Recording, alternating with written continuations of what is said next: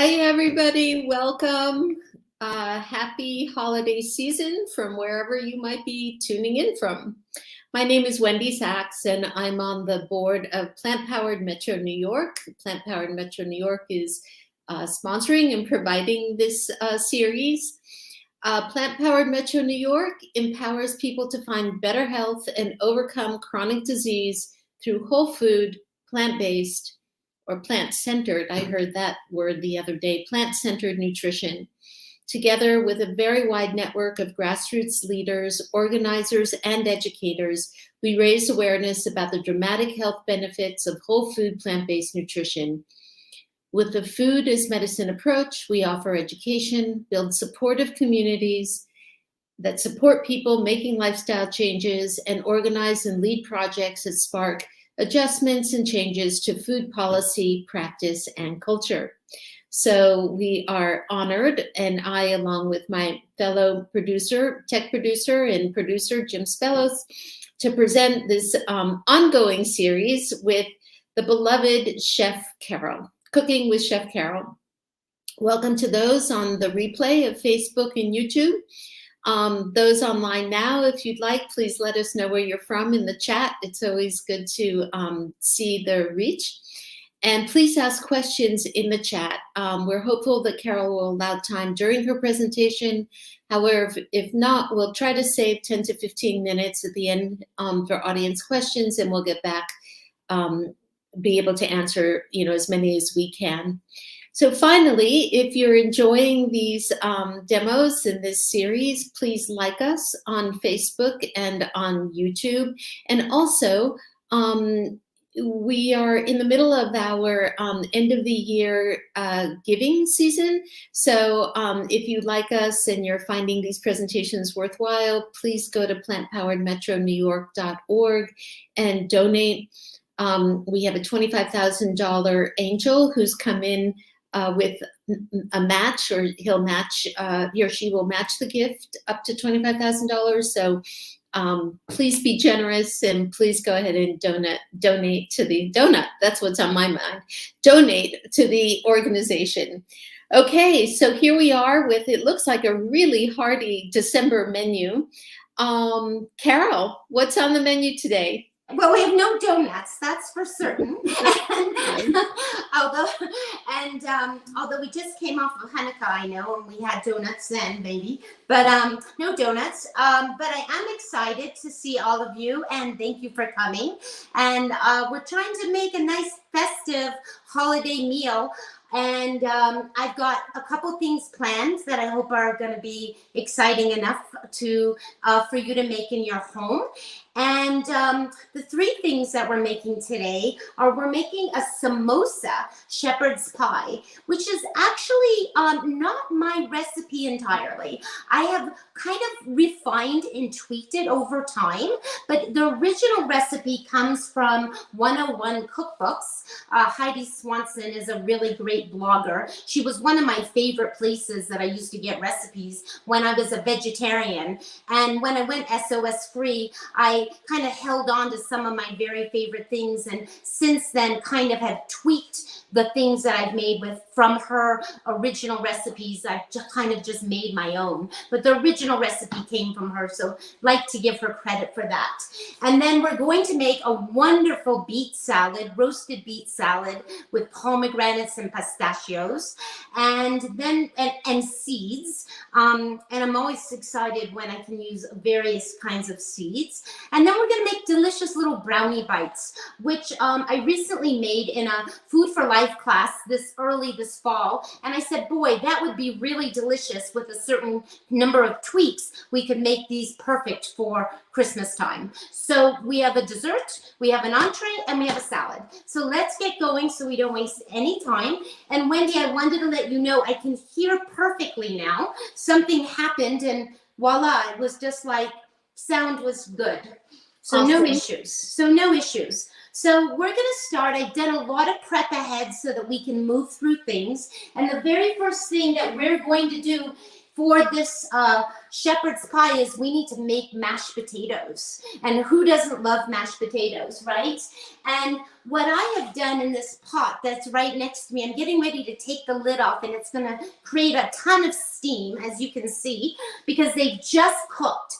And I peeled almost 1.5, maybe I did a little extra, 2 pounds of potatoes. And you're going to say, well, which kind of potatoes do you use?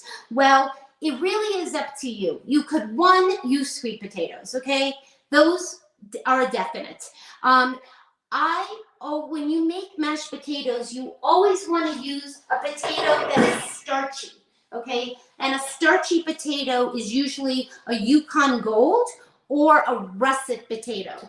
And I've used the russet potatoes, and I'll just show you, just in case you don't know what those are. They're these brown potatoes, right? These are russet potatoes. And I don't usually have these in the house because I don't find them to be very flavorful. But I've just come off of making latkes during Hanukkah, and I had an entire big bag full of them. So this is a great way to get rid of the big bag that I didn't use for latkes. Now, you can either boil your potatoes or you can steam your potatoes. So I peeled the potatoes, I cut them into chunks. Now, to make things a little more interesting, you can do various things with your mashed potatoes. And I have listed this in the notes in the recipe. One great idea with mashed potatoes is rutabaga.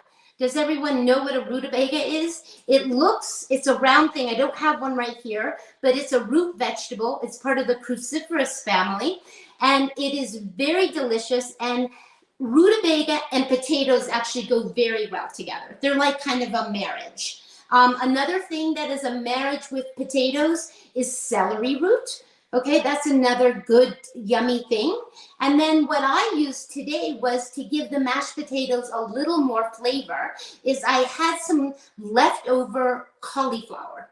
So what I've done is I've steamed the potatoes and the cauliflower. And I probably put about a cup of cauliflower in here because that's all I had left. And what we're going to do here is I'm just going to find in the middle of this little steamer is a tiny little ring. And I'm just going to get that ring. And for some reason, I don't know, I like this. I definitely like steam. So I'm going to take this and I'm going to just literally put these potatoes, cooked potatoes that have been nicely steamed with a little water underneath. And I tend to like steaming them opposed to soaking them in water. But either method will work. And I just want to get rid of this now, right here. So, and then the first thing that I do also is before I start to mash these, I get a potato masher. And immediately I get these, while they're still hot, you want to get them started getting them mashed. And from here on out, there are lots of other things that you can do. Just like I've told you, you can put rutabaga, celery root, or cauliflower.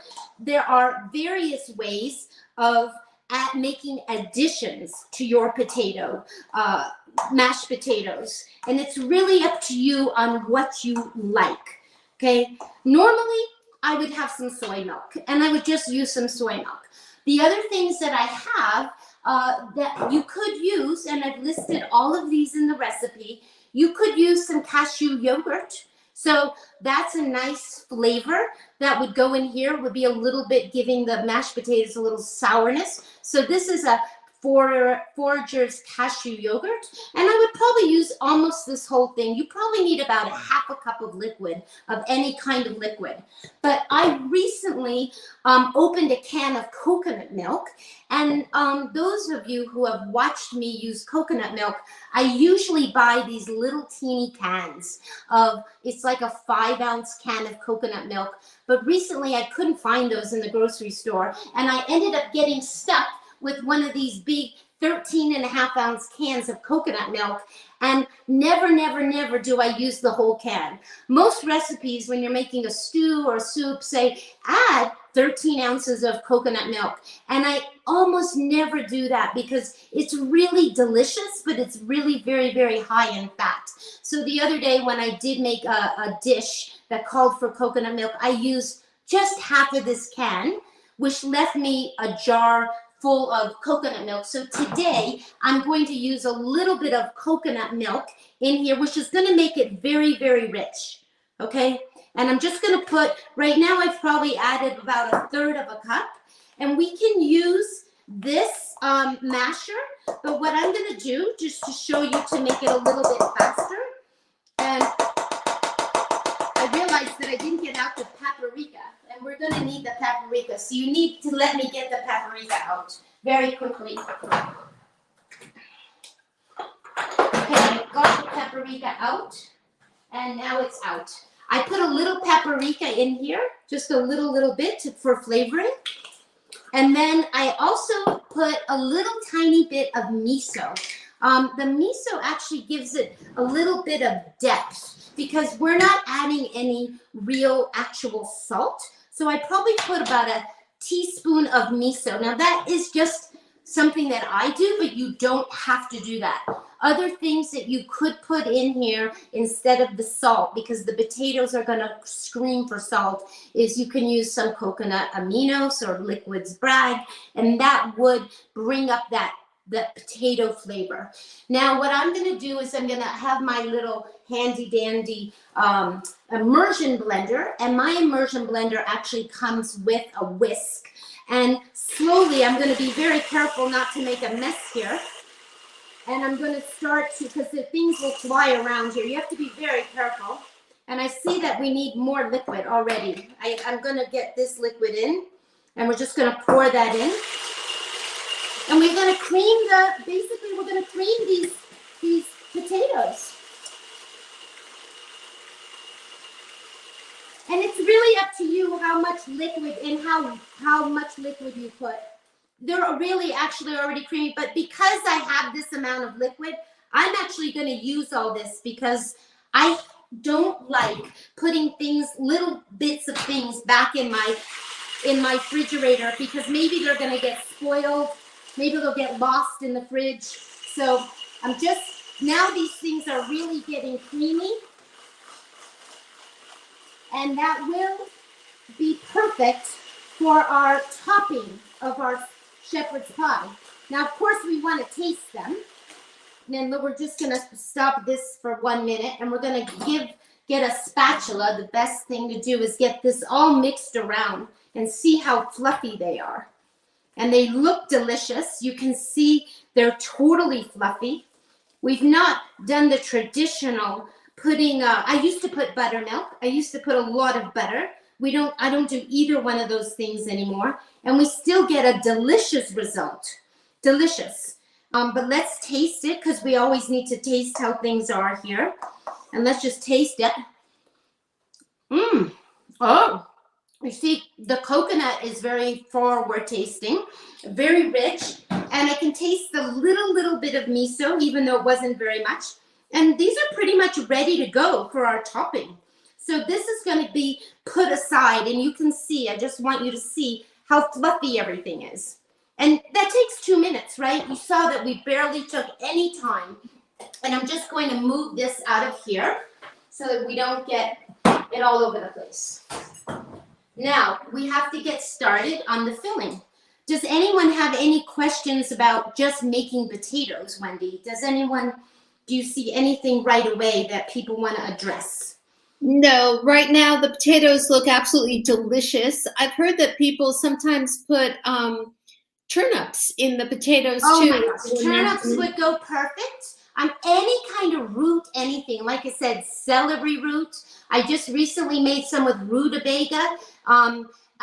Celery root, rutabaga. We just did cauliflower. So the cauliflower actually gives them another dimension, right? So we're just trying to build flavor so that we don't have just boring potatoes.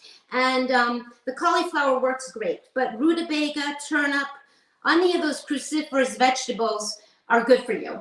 Right. So let's just put those on the side. For this very moment, we're just going to put those on the side. And we're going to get our burner on. That's important. And we're going to start to build the samosa filling. And samosa filling is meaning that it's going to have an Indian-like flavor, which is perfect because we just used a little bit of coconut milk. And this particular dish doesn't have a wide variety of vegetables because it's trying to be a samosa, but it has a lot of mushrooms. It has peas, which I've taken directly from the freezer. It has a whole onion and 4 cloves of garlic. So it has quite a bit of things in it. So while the pan is getting hot, which it takes a very few minutes on this burner, so we have to let that happen. I'm just going to show you that I sliced a full 8 ounces of mushrooms. Now, I just sliced them, and they could be roughly chopped. It doesn't really matter. I just want you to know that because they're all going to cook down. So these are sliced, but they can be roughly chopped as well. Doesn't matter. It's all just part of the filling. They don't have to be perfect in any way. You can see that I have a lot. I also, in my refrigerator, have some shiitake mushrooms, and I'm going to actually take these stems off. I don't have quite enough cut mushrooms, and I thought while we're waiting for the pan to get hot, we would just actually take some of these. These have already been cleaned, but I'm just taking off their stems. And we're just going to cut. And I thought that having 2 kinds of mushrooms would be actually quite nice. But that's not necessary. You could use white button mushrooms or the brown cremini mushrooms. Any of the mushrooms will be good. The shiitake, I think, are really special. And I'm just kind of chopping them up. And I just think it will just give it a little bit of variety. And as far as I'm concerned, you can never have too much mushrooms. I think I've talked about mushrooms so many times during the pandemic because they're so good for your immune system, the mushrooms. So we can't add these till we know the pan is hot. And the way we always check the pan is we just, sizzle, sizzle, right? The minute I put that little bit of water in, it sizzles. Now, if I had some broth, I would use the broth, but today I'm just going to use water, and we're going to do the technique that we always do when we don't use oil, which is to water or broth saute the onions. So let's get the onions in. They're chopped, they're small dice, and they're just going to start to cook. And some of you who have not done this cooking method before may wonder, like, how could this happen? How can you not use oil? Like, you almost kind of just can't wrap your head around it. Well, it actually works. The onions have a lot of sugar in them, in natural juices that are part sugar. And I'm going to take a little bit of water, and we're just going to put a few drops of water in the pan. And we're going to let that to start to cook. Okay? That's going to start to cook. And we're not going to end as soon as that's cooking for a few minutes. Now, anybody that likes very sauteed onions, you can actually brown onions like this without the oil. I know you might be wondering if that's true, but it is definitely true. These can brown, but today we're just going to cook them for a very few minutes until they become translucent. And then what we're going to do is we're going to add 4 cloves of chopped garlic. And I already have the garlic here, and it looks like a lot of garlic, and it is. And that's going to go in there as soon as the onions are becoming translucent. Now, the one thing you want to be careful is you never, when you're water or broth sauteing, is you're not out to drown them. They never should be swimming. They're basically steaming a little bit with a little bit of water at the bottom. And the water is eventually going to evaporate. But eventually, if it starts to stick, then you add just a little more water. Okay, so that's what's happening there. Now we're going to add other things to this. So we're going to add 1 cup of peas, which literally I took right out of the freezer, and they've been just defrosting. But literally, if you're making this, they can go right from the freezer into this dish. Another thing that I cooked in advance is some yellow split peas. And you can see that I have them draining here. And I'm keeping a little bit of this liquid just in case we need it. I'm not sure that we're going to need it, but I'm just keeping it on the side. I don't want to throw it away. And for those of you who have issues with any kind of beans, and you say, oh, I don't know how to get beans into my life, which I kind of can't believe because I'm such a bean person. But for those of you who forget about the necessity of eating beans and how much fiber that we need beans in our system, we need anywhere from a half a cup to a cup a day, actually, if not more, actually. And so lentils are a perfect way to start to get beans into your system, okay? Because they're small and they're easy to digest. Just like small little black-eyed peas or little navy beans, those are also good beans before you start working up to the ones that are more hardy, like pinto or kidney or black beans. Those maybe you'll have an issue with, but let's hope not. But I just wanted to mention that we cooked these yellow split peas, and I put 1 cup of dried beans, yellow beans, and it's going to make about the 2 cups that we need. And we're just saving on the liquid. So now I'm going to put the garlic because the onions are cooking. And we have to remember this is going to go into the oven. And I need to get the oven actually preheated while we're talking. And let's just do that right this minute. Preheat the oven. Just give me 1 second because we have some beets in the oven. And we're going to get these out. And then we're going to preheat the oven.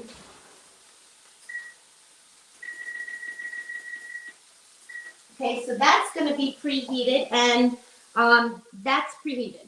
Now let's get the garlic going. And I can tell that the moisture is starting to go away in this pan. So I'm going to just add just a hair more liquid, just a little bit. And now the very next thing that I'm going to do is I'm going to start, I like getting in the spices, but let's get the mushrooms in. So we're going to start to get the mushrooms cooking. We have all these sliced mushrooms. So we're going to get those in. Now I'm cooking this today in this skillet, but if you have a Dutch oven or a little bit bigger pan, this is going to be to the very top. And I picked this pan today only because I wanted you to see everything cooking, and sometimes with the bigger pan you can't see in. So this is going to be a very, very full pan, but ultimately these mushrooms are definitely going to cook down. So we're just getting that mixed in. I still have this kind of cooking at a high heat. When you're cooking mushrooms, you always want to have it at the high heat. Why? Because you want to seal in those juices, right? Much like, well, we're going to talk about roasted beets next. And when you roast things, the whole point of roasting things is to seal in the flavor. So the whole idea of when you're sauteing mushrooms is to have that kind of medium-high heat. Now I'm cooking on a little electric burner so that you can see close by, but I much prefer a gas stove. If one is able to cook on gas, you can control the flame much more. So this is looking delicious. Just this alone I would eat. Okay, so the next thing that we have to do is we need to get our tomatoes in here, and we need to get our spices in here. Now, and we need to eventually get the lentils in here too. And I'm going to just lower this. This recipe calls for a small can of tomatoes, 14.5-ounce can specifically of whole tomatoes. But rather than buy those small cans of tomatoes, I tend to buy these bigger cans because I like them better, and I like this brand, and this brand doesn't make small cans. So this is the Bio Nature. We've talked about these kinds of tomatoes. They're no salt added. They're whole tomatoes in tomato sauce. And if you have to resort to cans, this is a really good brand. Another good brand is the Pomegranate, which comes in a cardboard box. Those are also very, very good. But when I need just half a can, what I do is I get 2 jars, and I just divide the 20-ounce can into 2 jars. And then 1 jar gets labeled when I open the can, 12/12. Today I opened the can. This jar is going to go into the refrigerator. And I label everything. I have tape and a magic marker right here, and everything that goes in the refrigerator always gets labeled. So this will get, and we're going to end up using this tomato sauce. And this is exactly the 1 can. Now, I can hear that things are getting stuck because we haven't been turning them. Now, at this point, I like adding the spices.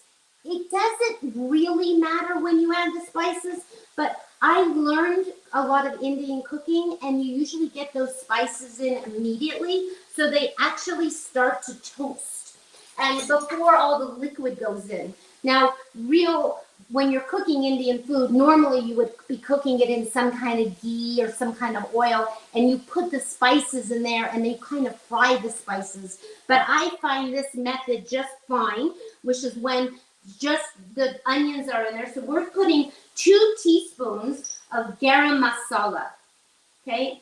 And you can buy garam masala. This was actually gifted to me. This is a really nice brand from Burlap and Barrel of garam masala that's quite special.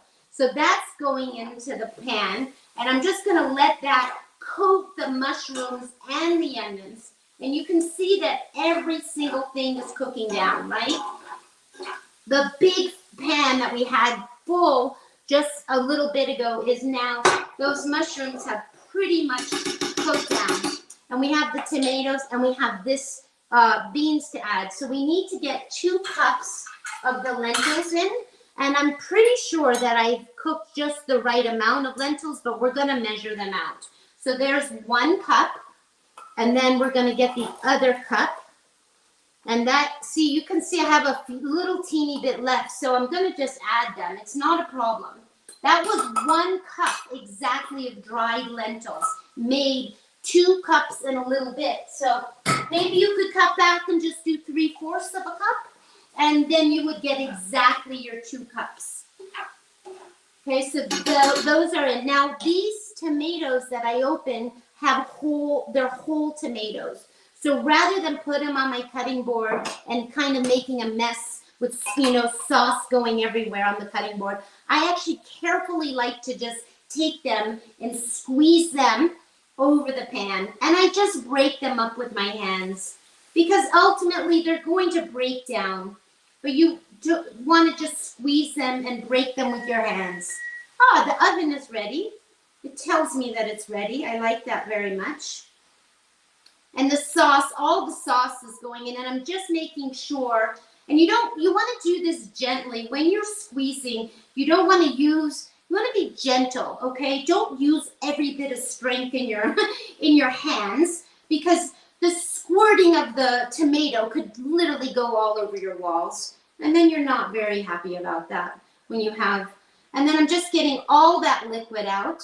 And then just in case we need more liquid, I'm just gonna pour this liquid into, that's the bean liquid. I never like getting rid of anything, because that liquid is good, and now we've kind of combined it, and we've made liquid of tomato, a little bit of tomato and a little bit of split pea juice. And in case the meal needs a little liquid, then we'll just use that. But I don't think it's going to. So that's going to get all mixed up, and we're going to put our peas in, okay? The peas are going in. So we've pretty much got every single thing in this that we need. I'm going to look at the recipe again.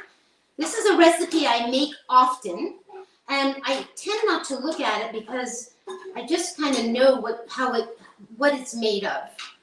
Now, of course, if you're wondering, can I put some carrots in? Can I put some broccoli in? Oh, you could do whatever you want, okay? But this is a very simple lentils, peas, tomatoes, and mushrooms. It's not meant to be complicated. Other shepherd's pie do have various amounts of vegetables. Now, I'd like to have a little more liquid in there, so I'm just going to put that liquid in there, get that cooking so it's nice, and just a little bit. Again, and that's just going to cook. Now, it doesn't have to cook a lot because the beans are already, the split peas are cooked, the peas don't, and the mushrooms are cooked, the onions are cooked. So we're pretty much there with the filling. And I'm just gonna move these things out of our way.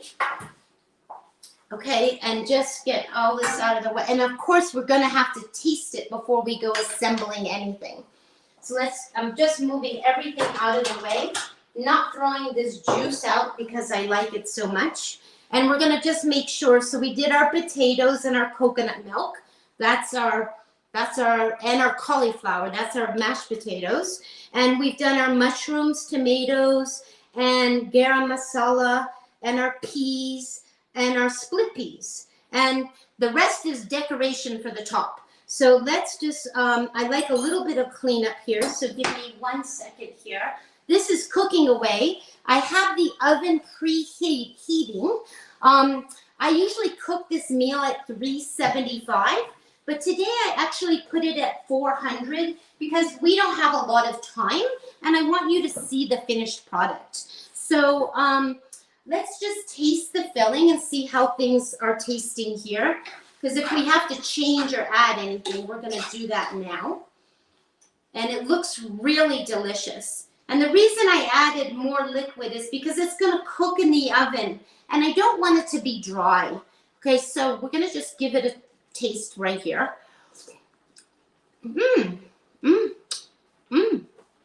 It's so yummy.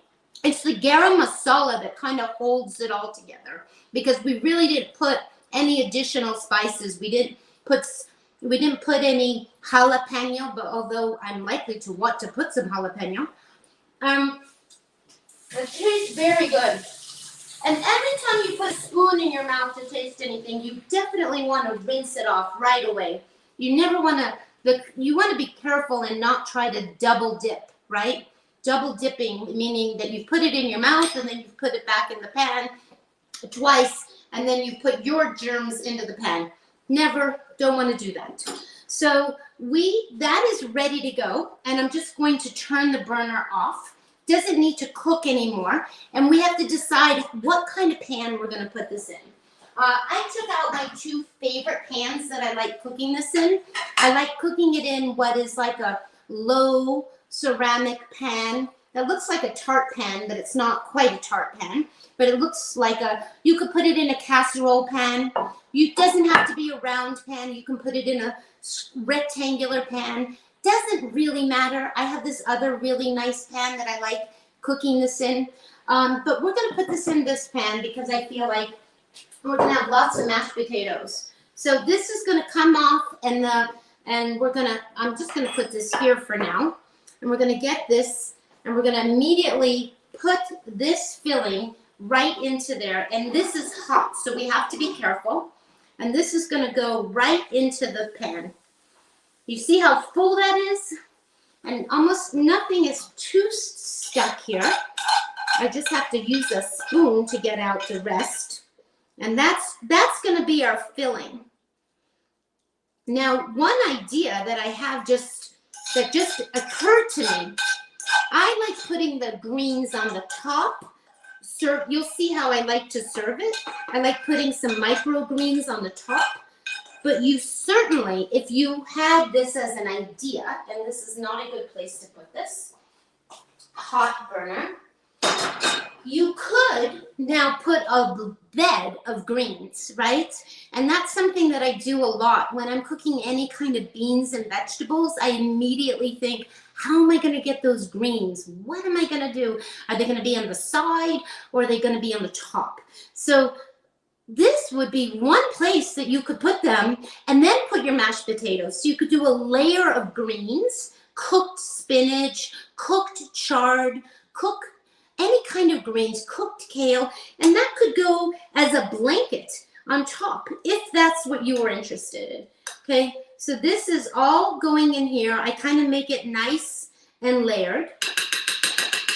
And then we get our mashed potatoes, right? And that's really what's going to blanket the top. Let's get this burner out of the way.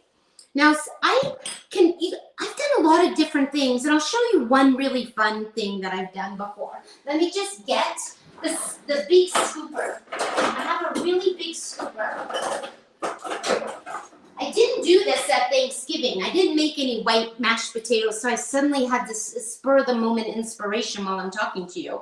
But you can actually scoop the mashed potatoes like that. And you can make it a kind of a decorative pattern and just scoop them all around. And I call them pom-pom mashed potatoes. And it kind of makes them decorative. I don't know if we're going to have enough to make pom-pom mashed potatoes, but let's just see what happens here. You just scoop all of them around like this.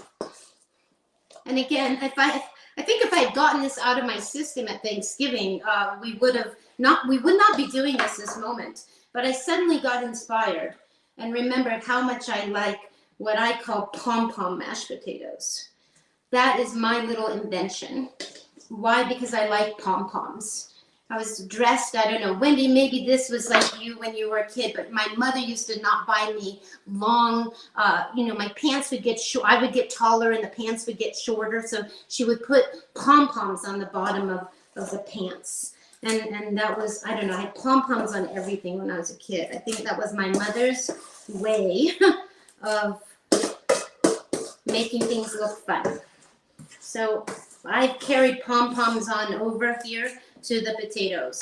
So these now can just kind of get little bits pushed down, still with their little roundness, right? Still, and you can see it's going to overflow a little bit because the potatoes weight down, right? But you can see how that's looking, right? Everyone can see how pretty that is, right? Look, I just want to bring it close up so you can see. It looks absolutely stunning, and I love the artistry and the texture you're bringing to that. I mean, as usual, I just love the colors because all those colors we know are really nutrient dense and benefit and all. Yeah, and you know what? It's just kind of fun to do something. I mean, honestly, do your own thing. I mean, sometimes people put in potatoes into a pastry bag. If you have or a Ziploc bag, you could put the potato mash into a Ziploc bag, cut off the one corner of it, and then put a concentric circles. I mean, there's so many fun things you can do to make things look like they're fun, you know? So right now I'm just sprinkling a bunch of paprika on the top of the potatoes to add some more flavor. And it's very full to the top. Okay, so I have to be very careful when I go to put this in the oven. And I'm going to actually get out a sheet pan just for safety reasons. I didn't plan on doing that, but I have to get one off. It's a little noisy there, sorry. Let's move this out of here. And I'm just going to literally this will go into the oven, but what's important is it's going to leak now onto my sheet pan, opposed to leaking onto the bottom of the stove, which I really can't stand. If you really wanted to be super careful, you could line this with a Silpat mat, or you could put parchment paper, but it's just going to overflow just a teeny bit because it's all going to bubble, and I want the potatoes to get nice and crispy. So that's going to go in the oven now. Normally at 375 degrees, but I have it at 400 so that we can move things along. So I'm just going to put those in the oven. Let's just move this towel, and we're just going to get that in the oven, and we'll go back to it. We'll check it out. We'll check it out later, and maybe I'll put it up a little bit more, just because we have limited time to have results. So that is our first dish. Does anyone have any kind of questions related to the shepherd's pie?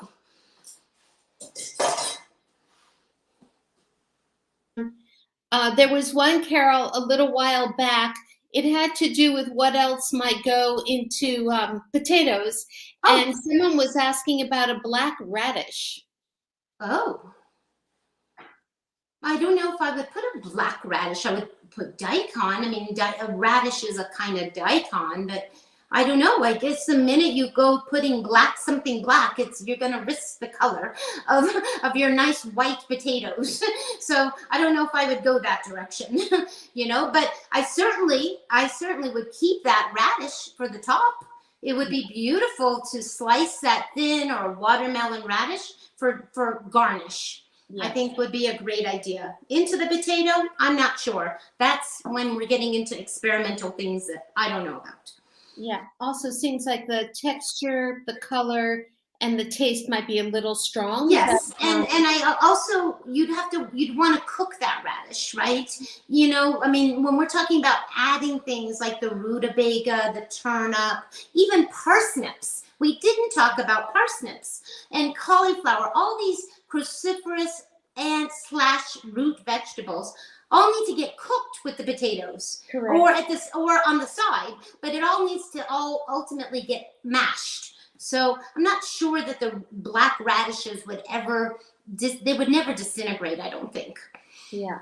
Anyway, I love the inventiveness. Interesting question. And as Carole has just written on the chat, beautiful, looks good enough to eat. So we've certainly done it already, and we look forward to it coming out of the oven in a little while. Yes, and I put it at a higher degree temperature. I definitely put it at a higher degree temperature because I kind of want to speed it along. So the next thing that we're going to do is we're going to do a very simple, I'm kind of in the holiday mood, and although I don't celebrate Christmas, I'm really into these colors, red and green. So I thought, let's have a red and green salad, right? And the red and green salad is going to be made up of beets. And I want to see if I can bring this over. This is actually very hot, but we have to get this on the counter so that we don't burn the counter.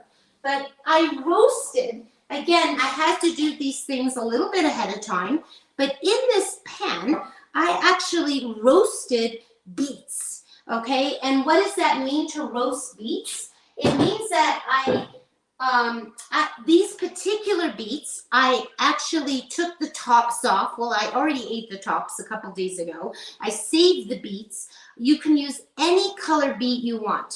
You can use a red beet, a golden beet. I use a few Chioggia beets. Those are those wonderful beets that are often called candy striped because they don't call them by their original name, their Italian name, Chioggia. And the Chioggia are, I'll show you what they look like if I can just get a fork here. And without dripping too much, let me find a nice pretty one, if you can find one here. It actually has concentric circles. If you can see, it's going to drip in a minute, but it's actually looks like a candy striped. It's red and then white, red, white, white, red, white, concentric circles. And those are wonderful beets. So what I did was I peeled the beets, and after I peeled the beets, then I cut them. And it's up to you how you want to cut them. It doesn't matter how you want to cut them. I slice these beets like this. You can make wedges out of them, right? They're all in here. And I actually think I'm going to really leave them in this pan at the moment because it's so pretty. And there's so much juice on the bottom. Now, when you roast things normally, for the beets, you actually want to, and this is not normal when you're roasting vegetables, but these you want to actually cover. So I picked a pan that I actually had a lid for. But if you were just putting them in a sheet pan or you were putting them in a casserole pan, you could put some foil on top. But what I did was instead of putting some kind of oil, which often people will do, I put a little bit of water, just maybe a quarter inch, just a little bit of water, and then I squeezed a half an orange. Okay, just a half an orange. I squeezed that all over the beets, and then I put it in a 425 degree oven, and I cooked them for about 25-30 minutes. It really depends. If you're making wedges out of them, they might need to cook 40 minutes. It just depends on the size that you've cut things. Okay, so these are nicely roasted. How do you know that when they're done? You test them just like anything else, almost like a potato. You take a fork, you put it into the beet. If it goes right through easily, that you don't feel that it's hard, then you're there. It's perfect. It's absolutely perfect. So this is what these look like. I'm going to show you what they look like in the bottom of the pan because they're so pretty. They look like this in the bottom of the pan. I could eat them just like this. There's no reason to do anything to them, but we're just going to doctor them up just a little bit for a beautiful salad. So we've got our beets in there. They've already been peeled. They've been roasted. And we're going to make a mixture of what is going to go into this. We're going to put pomegranate seeds. So they're going to be red and beautiful in this. And then we're going to have, I have some pistachios here. We don't need a lot of pistachios. So I'm just going to chop them. I have roasted them so that they'll be a little bit toasty. And we're going to use pistachios later in our dessert as well. Again, just a little bit of green and a little bit of red for the garnish. Okay, so that's going to go in there. And we're going to, kind of the way that I do a lot of when I'm cooking, whatever's going inside the salad, I leave a little bit behind and I use that on the top to decorate things. So we're going to get a really pretty plate out for the salad. We're just going to get the plate. That's what's ultimately going to go on, okay?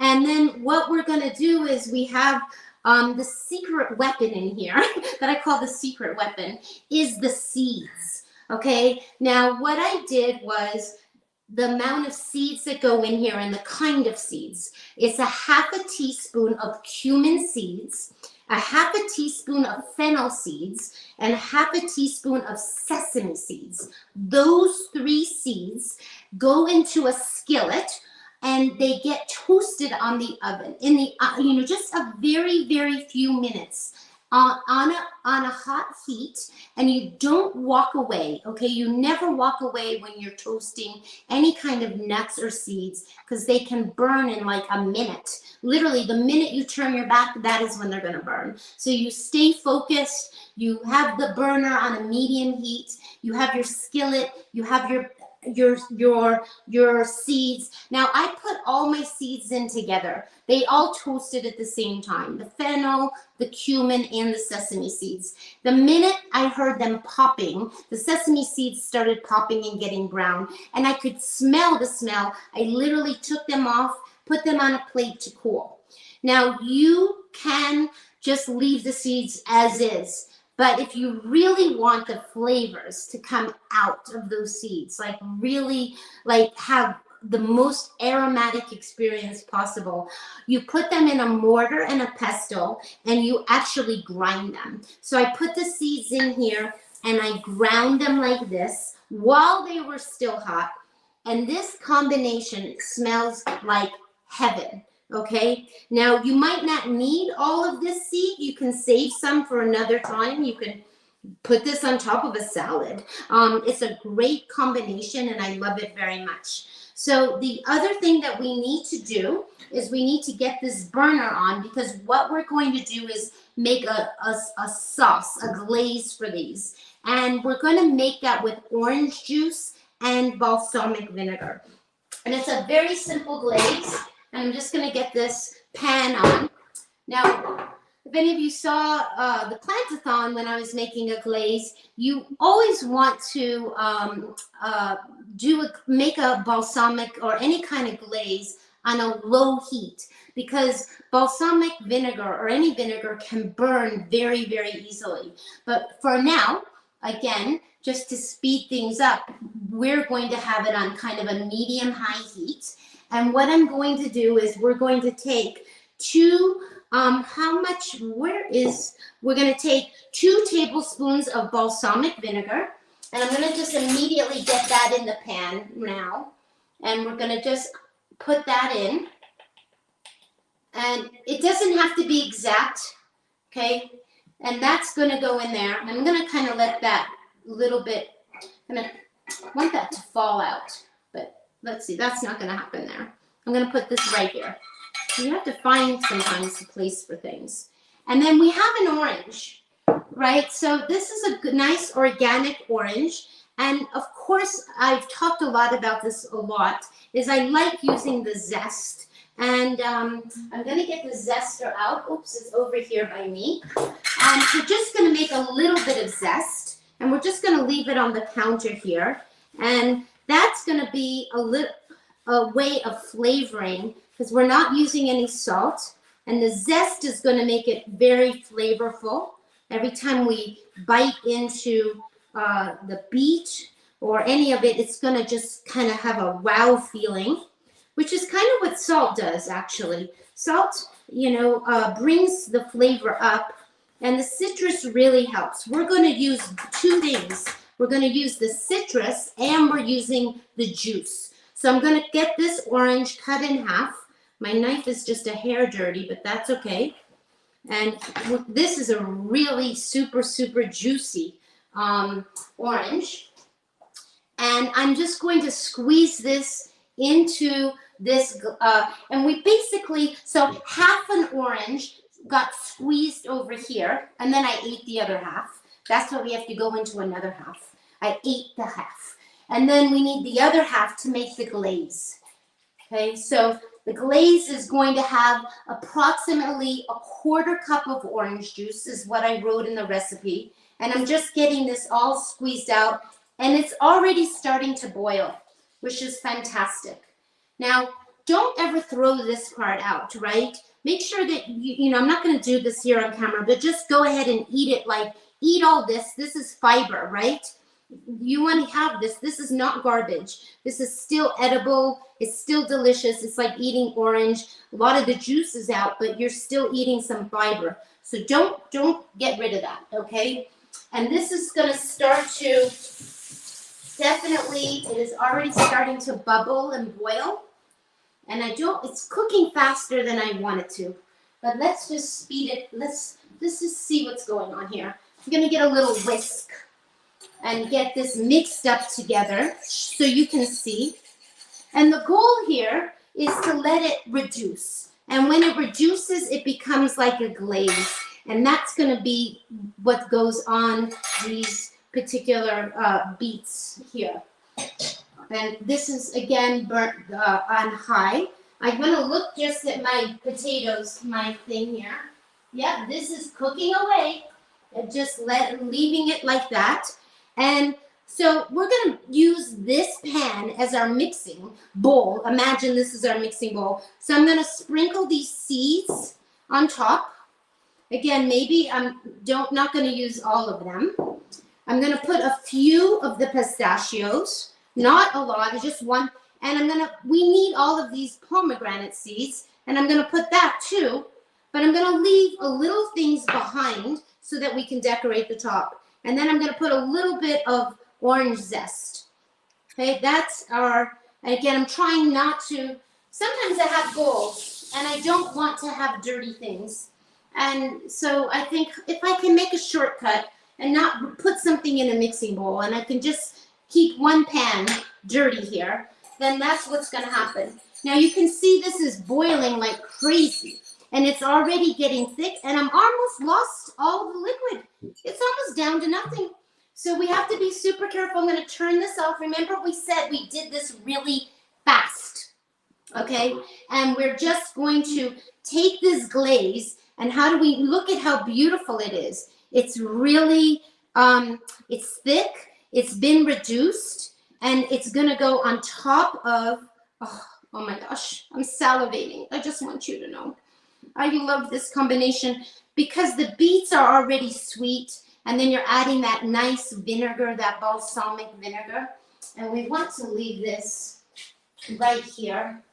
And then, of course, we're going to stir this up. Now, I like the salad just as a beet salad. And of course, you can choose to put a bed of greens, right? However you want to serve it. Maybe you're going to take the beet greens and you're going to cook them, right? Don't throw the beans out.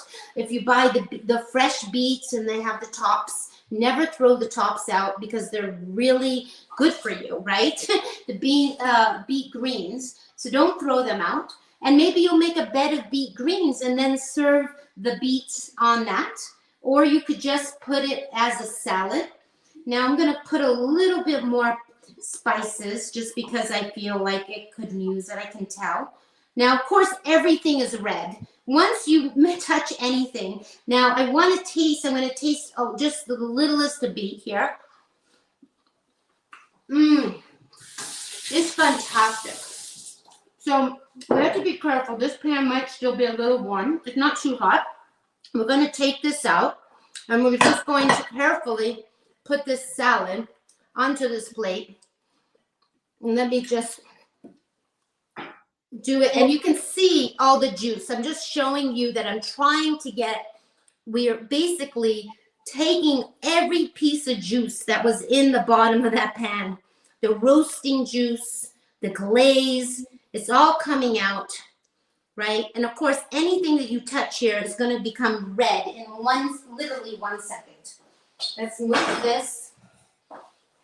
Let's arrange these beets so that they don't look like they're all over the place, right? Now, of course, you cannot see the pomegranates anymore because it's red on red. And you can't see anything anymore because it's red on red. And you immediately want to get, before I get my hands all dirty, you're going to want to get some kind of cloth. So I'm going to get a little paper towel here. I have one here. And again, the beets just tend to get everywhere, and you cannot help that. That is nothing you can avoid. But you have to clean up your plate before you go serving things. And I'm just getting this so it's nice and clean. And I do think that it would be very beautiful on a bed of greens. Okay, but again, we're just going to spread this out, right? We have 2 different colors of beets. One because we have the dark red beets, and then we have the chayoga beets. Okay, and then I'm going to put a little bit of the leftover pistachio on the top, just a little, because we already have some inside, right? I saved the pretty pomegranates to go on top, right? It's still going to be red on red, but they're going to be there. And then we could do a little bit more orange. I have some on the counter, but we'll just put a little bit of orange on the top. And that is our beet salad. Really easy, but very, very flavorful. Very flavorful. And here is a little more zest. And that is our beet salad. And it's really, really pretty and very fresh and very flavorful. Carole, it looks utterly tantalizing. Quick question. And look, we have a little bit of spice left. So why not put a little bit of that on the top, right? Just a little bit. So that you don't end up with leftover, right? And that is now more beautiful. You can see. Utterly tantalizing, as I just said, repeating myself. I love also how the cumin kind of picks up what you're going to be serving with the samosas. So yes, kind of carrying the Indian spices forward. Quick question, the scallions I see on the side, would you ever add scallions? Oh, yes, definitely. You could add the scallions. We could actually cut those up. I mean, these are for later, but definitely, Wendy, look, we could just do that while we're talking. Also, I like red onions. You know, if you're going to really make red on red, you could do some sliced red onions. I tried to make a salad this time that didn't have onions because I have 2 really close friends that actually pick out the onions right in front of me while we're eating dinner. They just pick out the onions. And I don't not make something with onions because of them. I just do it, and then I just let them pick out the onions. But of course, look at how the green onions definitely look beautiful on top. And again, all the different textures. I mean, that's just such a display of diversity and color, texture, all of it. It shows that you were an artist prior to chefing. Well, it also is really glistening. I just want to tell you, with the glaze, everything is like, you know, it's like New York City with the lights, right? And the Christmas lights or wherever you are, and it's just like glistening, and it's got texture and flavor, and it's got sweetness. It's really a lovely salad that I've just made, and I really encourage all of you to try it. Yeah. I think you'll like it. Incredibly festive. Good time for this. Good salad for this time of year. Yes. So I just need to rinse this off, and we're going to move on to our very last thing, which is quite simple actually. But are there any questions from our participants? No, at the moment, I think you either have everyone's attention and are explaining things so thoroughly that I don't see any more questions. Okay, well, I'm sure that we No. should really look before we like just jump to the next thing. And it will take, and some of you who have been in one of my classes before might be familiar with this next recipe. But again, it's so yummy and so delicious that sometimes I just have to share things and then I have to tell you that I've changed them. So often when I'm teaching Food for Life class, we're not allowed to change anything. But I'm always like, oh, I've got a better idea here. And when I made these little brownie bites in the fall, I said, oh, we should do this at Christmas. So that's how these are going to come into play. But before we start those, let's just check the oven because I do have the things on high heat and I'm just a little bit worried that I could be burning something that I don't know. And of course, yes, it's getting really cooked and it is, oh my gosh, it is looking so amazing that what I'm going to do for now, just so that we can make our dessert, is I'm going to lower it. I'm going to just put it to like 300. I'm just going to let it keep there until we're ready. It needs a little tiny bit more browning, but it's looking so beautiful. I can't wait to show it to you. So our next thing, which is super, super, super simple. And I'm sorry, I have a million things here in the kitchen all over the place. We have the Cuisinart over here, and we're going to get out everything we need right here for our really super simple brownie bites. And what are the brownie bites going to have? The brownie bites, I'm making half a recipe, okay? Because I find that they're very sweet, they're very delicious, they're very addicting. And if I don't put them in the freezer, I tend to eat one every like 4 or 5 hours or something. So they're definitely able to go into the freezer. They definitely can keep in an airtight container for at least a week. But I'm making half a recipe because I recently had them and I don't want to have too many more in the house. So this is what we need. We need, and again, I'm having the recipe. We need 3/4 of a cup, which is really a 3/4 cup measure of dates. Okay, dates, I'm using medjool dates. I pitted them and I filled the cup so that it's tightly packed, and those are the medjool dates. And we're going to, let's get all these things into the food processor. And I think what I'm going to do is bring the processor a little close to us, just so we can kind of feel, everything's going in. So let's get a fork or something to get these packed dates. So we're 3/4 of a cup. This is, again, a half a recipe. These are nice medjool dates. They're very, very soft. You could use the Deglet Noor, so don't worry. Those are less expensive, and I often buy them because they're less expensive. So the dates. Then we need a 1/4 cup of raisins. So those raisins are going in there. And after the raisins, we're going to put oats. And we need a 1/2 cup of oats. And these are just not toasted, nothing, just regular oats as if you were putting them in your cereal. And then we need pumpkin seeds.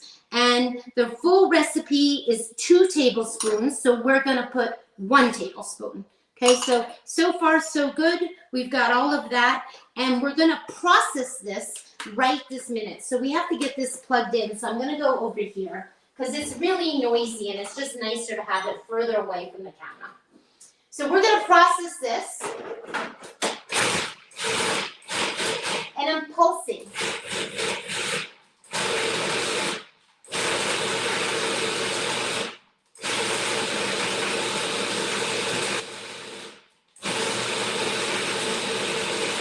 Okay, so everything now is kind of broken down, and everything looks like this, okay? That's what it looks like. I'm going to go put it back, but let's just finish it here in front of you.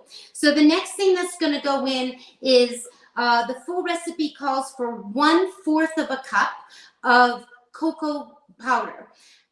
Now, I am going to give you all a link. There was a link in the recipes if you have, because what always seems to come up when we talk about cocoa versus cacao, and they're two similar things, but spelled differently. One is cocoa, one is cacao. And there is a difference between the cocoa. First of all, you want it unsweetened, okay? You're not buying a hot cocoa mix that has sugar in it. You want just the cocoa powder, unsweetened, right? We have enough sweetener inside this bowl, okay? And the cocoa powder, the regular cocoa powder, is a highly processed and it's roasted at very high temperatures, and it is typically, you lose a lot of the nutrients. So the better thing for you is to use the cacao powder, which is very similar. It's made from the same bean, but it's just less processed, and it's labeled cacao powder. Okay, so I've given you all a link in the recipe in case you want to read about that. I have to half, the full recipe is 1/4 cup. So a 1/4 cup is made up of 4 tablespoons. So I have 2 tablespoons because I'm having the recipe. So that is going in there. And then we need 1/2 teaspoon of vanilla. That is going in there. And then we need to have, optional but delicious nonetheless, is some chocolate chips. And this only needs 1.5 tablespoons of chocolate chips for the half a recipe. And these are small chips, and you might wonder, I left the bag out over here to show you. You could, I know someone's gonna ask me, can you use cacao nibs? And you certainly can. Okay, because those are probably the healthiest. They're tiny little bit bitter. They're not my very favorite thing. I know Wendy always has them in her house because she's used to serve them to me on special occasions. But I'm going to tell you that I buy these Lily dark chocolate baking chips. Okay, there are lots. There's probably 7 to 10 kinds of vegan chips on the market. And you can go read every single package and find out what the one that you like the best. As far as just being able to easily buy some chips, these are easily available in the grocery store. I find them to be the least offensive because they have just a little bit of stevia in them. So they do carry a little bit of sugar, but we're only using 1.5 tablespoons. And the recipe, it's optional, okay? You don't have to put them in at all. So now we're going to bring this back to the Culinary, and we're going to get this mixed in.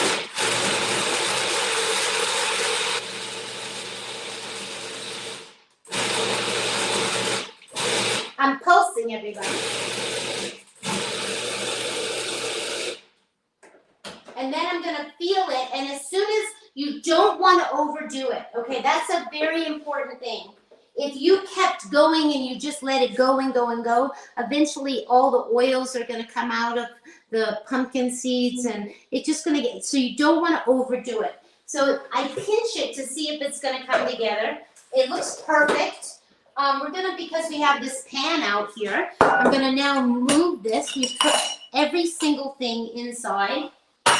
And rather than, if I had a bowl, it would go right here. But let's just get them out of the Cuisinart. That makes it easier. And I immediately, you can see how they're mushy. Now, you can use a scoop. And I'm the first person to tell you that a scoop, an ice cream scoop to make everything even, is always the best, right? It is the most even thing.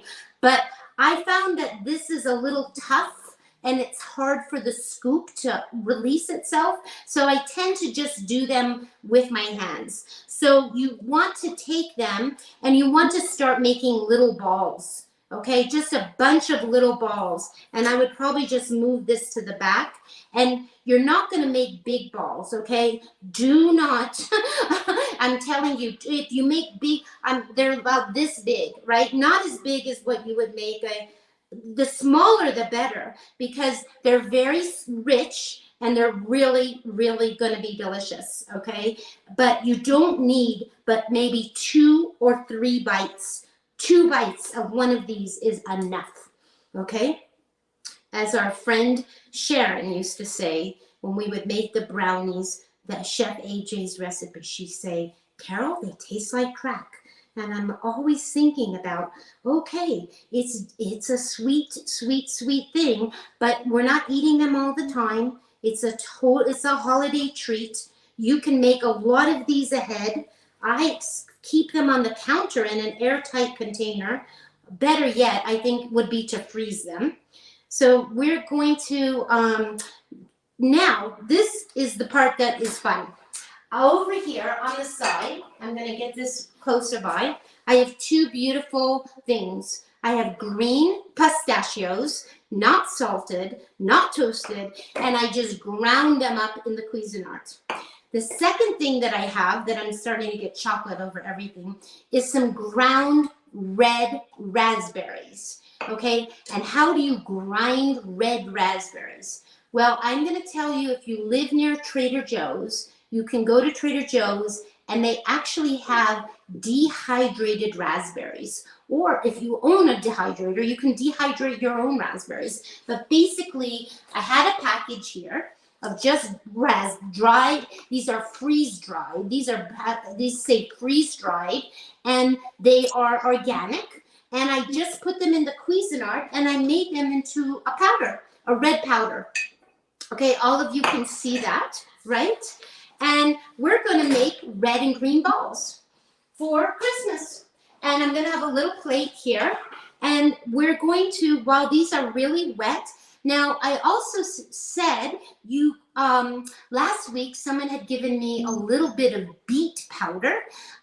Yes, literally beet, B-E-E-T, which is really full of antioxidants, and lots of people use beet powder in their smoothies. I got a little bit of beet powder, and I did roll the brownies in the beet powder, and they were fantastic, actually. They were really, really delicious. But I think that the red raspberries actually work better than the beet powder, but you certainly could do the red beets if you so choose, right? Now, of course, I can, because my fingers are a little red, I'm seeing that I'm getting a little bit of redness on these green. So you usually want to do one color at a time, right? So let's just stick to the green for a very few minutes here and just get these so that they're rolled in green. Other options, be creative, right? You want to have some white balls, then you could roll it in some ground coconut, right? They also make blue dehydrated, frozen dehydrated blueberries come dehydrated as well. And you could definitely make blue colored, but that's not, maybe they would look like ornaments. But today I'm just really I wanted to just stick to the red and green to be festive for the Christmas holiday. And plus they're beautiful colors. And we want to have the red ones. We want to have equal amounts. And that is our dessert. It's not baked or cooked or anything. It's super simple. And of course you want to just keep rolling. And I'm going to put a few over there. And you want to gather all the things that get loose here. And just, you could keep even some brown, right? You don't have to roll all of them in anything special, right? You could keep so that you have a mixture of brown, green, and red. Be as imaginative as you'd like, is my thinking on all of this. And again, my opinion is not to get carried away with the size, because 1 or 2 bites sends you to the moon in happiness, and you are then going to be just having the most delicious with a cup of tea for dessert. And you can put them in the freezer. I think that's the safe place to put them, because if you have them hanging out on your counter, you tend to want to open the little container and go in there every minute. And you can see I'm just kind of gathering up. There's a few chocolate chips that kind of have their way of falling out.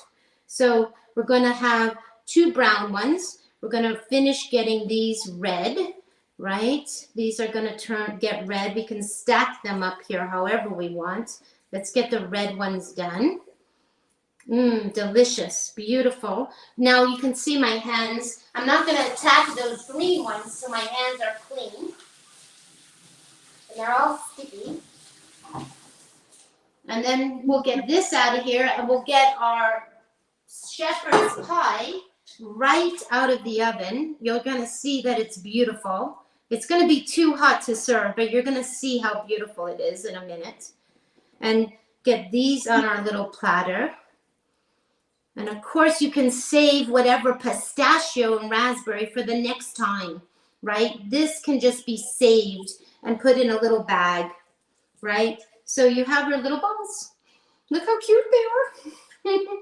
So look, we have that, and we're going to move these. We're going to get our pot holder there, and we're going to get our we're going to get this out of the oven, and we're going to turn the oven off.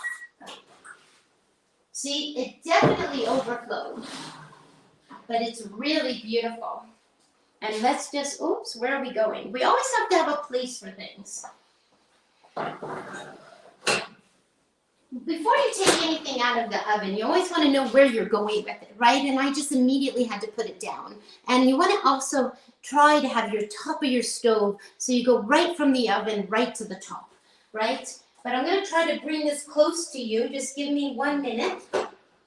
And without dropping, I need to bring it really close. Look how pretty. You see how pretty the pom-pom mashed potatoes are? They're really great. And it did overflow a little bit, but obviously that has to cool a little bit. It did overflow just a little bit, but not too much. And those are our three things: our dessert, our salad, and of course you can add greens to here. Oh, and then we're going to top this off, right? I have some greens that are going to go on top of here. These are pea shoots. I love to put greens on top to serve. And then we can get our cutting board. We don't have it close by. Let's just get a new cutting board. Right, this is what the onions were here. I know, Wendy, we just use the onions for the salad, but I almost forgot that the onions, and you could put some jalapenos, you can do whatever topping you really want on the, I like getting the greens on top. It makes it really, really pretty. And these are getting chopped up. And then, of course, these go on top, right? And that is, and everybody would get I would have a bowl on the side of greens so that they get a big, some microgreens or these are pea shoots. And I would make sure someone gets a serving with the vegetables and the potatoes and then some greens on the side. And that is everything. We are done.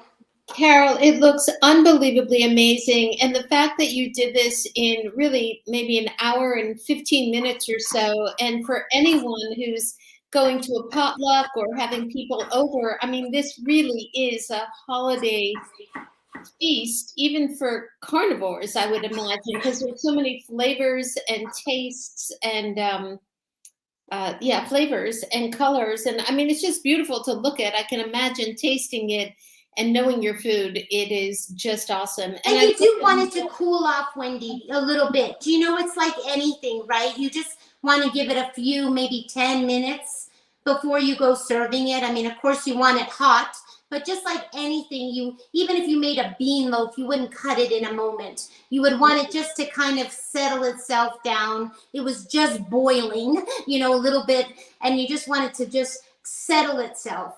And then you're going to scoop it out, right? And it's not going to come out in pieces. There's nothing, it's not going to be any wedges, but you're definitely going to get a big chunk of potatoes with the lentils and the mushrooms and the peas. And then you're going to serve some greens, and then you're going to have some beet salad. I mean, I don't know. I think you It could just be in. looks amazing. I think everybody watching really, as usual, wants to come over for dinner. At least I do. And really, really, really great presentation. I mean, so gorgeously and artistically done. And I can't wait to try those brownie bites. They really look good. And you're wise to suggest putting them in the freezer where they're out of sight, because I can't imagine on my kitchen table they'd last very long. Well, if you have the container on the counter, which is what I've learned this past week, you think it's a little box that you get to go into and you get to have, oh, I actually went in there and took a half. I literally took a knife and I took a half. And then I walked out and did whatever. And then I'm like, oh, there's still a half in there. I have to go back, you know? So so I do encourage you to make them, you could make them tiny as a dime, right? They could just be tiny, tiny, like little, I don't know, they don't have to be quarter size, right? They can be small, because this size here is 2 or 3 bites. It's enough. It is enough. It is sweet, chocolatey, yummy, yummy, yummy. A perfect end to a really hearty December meal. Just awesome. So I will just shift for a moment. You've got a number of people just saying delicious, great show, beautiful, passing all those compliments along to you. Carole can be reached and found on her website, thevegievanguard.com. She's also on Instagram at the Veggie Vanguard, and she can be reached by email, Carole with an E, at thevegievanguard.com. And for those of you who are either joining us for the first time or who are here in an ongoing way, I mentioned at the beginning of the show, or those listening to the replay, we are in our end of the year donor outreach. So please go to our website, plantpoweredmetronewyork.org. And if you're liking the show or take advantage of some of our free events, please be generous this year and leave us a donation. Of course, you don't have to, and everybody's welcome to join us on this journey and for these shows. Also, we'll put in the link a couple of things. Special mention about Chef Carole. She's featured in the holiday issue of Veg World magazine. So you should be able to find her if you go onto Veg World. It's a great magazine, and it's really, really terrific that Carole's been is now on there. For those of you who want to donate but don't know enough about us, we do have on our replays 8 hours of programming that our producer, Jim, who produces the cooking shows with us, put together an event called the Plantathon. And so we have a number of celebrities that showed up with us, plant-based celebrities like Ocean Robbins and the Esselstyns and the Campbells and Dotsie Bausch and a number of other people, Chef Carole and Chef AJ also. So feel free to go back into the replays and take a look at that, and you'll find out a lot about the organization. And then coming up, we have on this Wednesday, December 15th, from noon to 1:15, a very prestigious doctor, Dr. Katz from Yale, and his wife, Catherine, who are doing a event for us, a cooking event called Holiday Treats, Loving Food That Loves Us Back. And we are doing that along with one of our producing partners, the JCC Manhattan, Marlene Meyerson, JCC. And you can sign up for that on our website. If you put in the code PLANT5, PLANT, and the number 5, you get a $5 discount on that JCC event. Then Thursday, December 16th, 6:30 to 7:30, we have our virtual potluck and recipe swap. Carole's often been there, and these things are just fun. They're mostly about building community. It's all virtual, so you'll bring your own dinner in your own kitchen or your own dining room table to the event, and people love chatting and sharing recipes and talking about their journey. That's also, you can register on the Plant Powered Metro New York page. That same night, December 16th, we have a Spanish language program with Dr. Julia Barillis, I think is her name. Anyway, please join us if you would like to see this in Spanish. And then January 2nd, we have another event with the JCC, Marlene Meyerson JCC, for their New Year's Day celebration. And we're presenting a whole new nutrition track with Dr. Sapan Shah of Bellevue Hospital here in New York, the beloved Dr. Michael Clapper, Chef Carole, and Tammy Kramer, who'll do a demonstration on kitchen organization and batch cooking. So that's a long-winded lead up to our wishes to everybody to say happy holidays. Carole, a million thanks.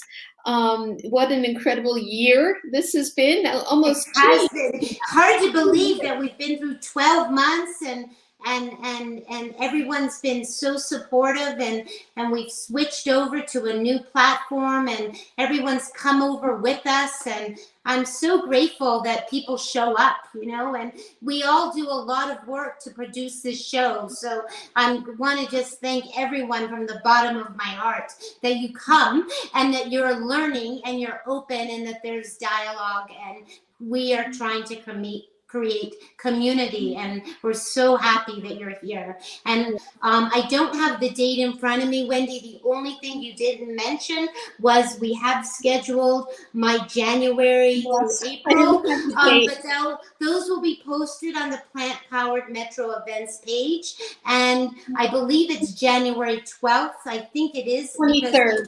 January 23rd. 23rd, because we're avoiding the holiday, whatever, there is a holiday in there. So, and also, yes, as a reminder, yes, exactly, January 23rd for Chef Carole. And for those of you here, kind of a lovely follow-up is that we have our support circle, which I forgot to mention, tomorrow night. So again, that's just lovely for people either starting or people who are more experienced with plant-based or plant-centered eating. So tomorrow night, a support circle. Wednesday, Thursday, there are events, and then to everybody, a really happy holiday. Anything else, Carole? Thank you. No, thank you so much. Just happy holiday, happy solstice, stay warm, be healthy, eat plant food, eat fruit, eat vegetables, and have a great end of the year, and see you in 2022. See you in 2022, everyone. Bye. Bye.